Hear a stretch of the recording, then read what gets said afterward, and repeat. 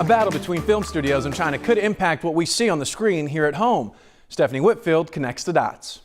Chinese censorship is shaping the movies you see in the United States. So how is the restrictive regime able to exert influence over films made in the land of the free?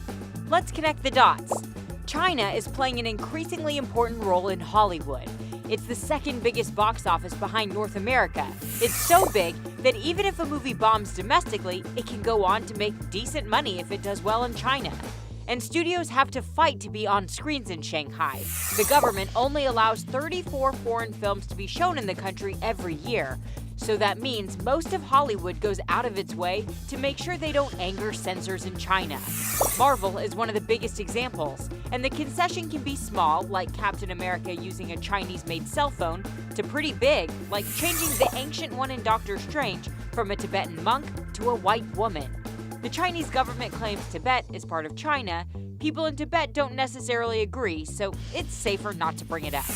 And you can expect these concessions to continue as movie studios look to make money in a global economy.